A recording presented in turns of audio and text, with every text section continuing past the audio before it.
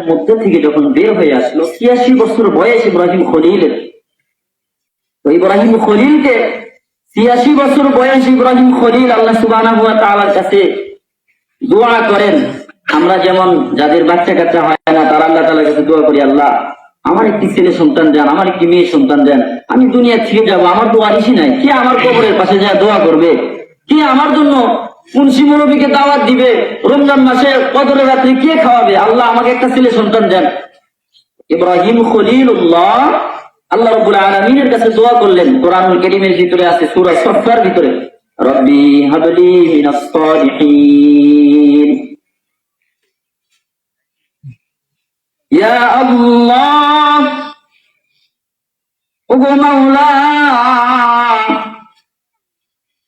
বড় একটি পরীক্ষার ভিতরে আমাকে তুমি ফেলছিলে, নমরুদের আগুনে আমাকে ফেলছো, আমার এখন ৮৬ বছর হয়ে গেছে মালিক, তোমার কাছে একটি জারি আর কি জানাই, তুমি আমাকে না একটি সন্তান দান করেন, শুধু সন্তান চাই নাই, নেক সন্তান দান করেন।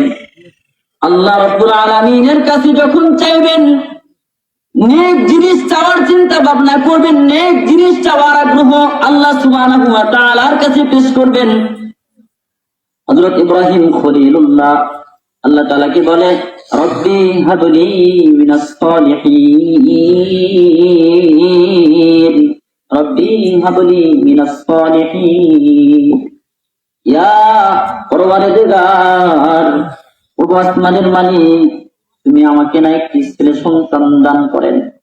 আল্লাহ রাব্বুল আলামিনের প্রিয় পয়গম্বর ইব্রাহিম খলিল, ইব্রাহিম খলিলের দোয়া আল্লাহ সুবহানাহু ওয়া তাআলার কাছে করানো রয়েছে।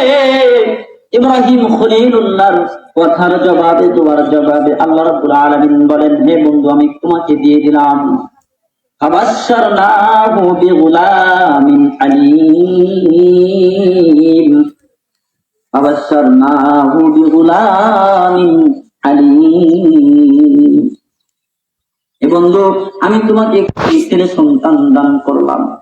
ঠিক ছেলে সন্তান যখন ৮৬ বছরের একজন বৃদ্ধা বাবা একজন ছেলে সন্তান পায়, তার কলিজার ভিতরে কতটা আগ্রহ জাগে, কতটা মায়া জাগে ছেলে সন্তানের প্রতি। ইব্রাহিম খলিলুল্লাহ আল্লাহর পয়গম্বর ছেলের প্রতি যখন নজর দেওয়া শুরু করলেন, আল্লাহ রাব্বুল আলামিন সাথে সাথে আরো একটি পরীক্ষায় ফেললেন। ইব্রাহিম খলিলকে বলে, ওগো বন্ধু, তোমার বিবি এবং সন্তানকে, বিবির নাম হলো হাজেরা, তোমার বিবি হাজেরাকে আর তোমার সন্তান ইসমাইলকে ওই মক্কায় নিয়ে রেখে আসো।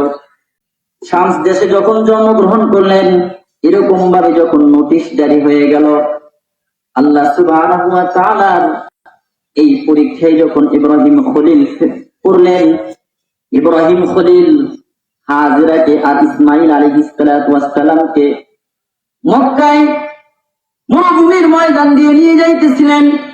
এখন যেমন মক্কা শরীফে বড় বড় দালান রয়েছে, বড় বড় গাছ রয়েছে, এখন যেমন মক্কা শরীফে বসবাসের চলমান রয়েছে, বসবাস করতেছে।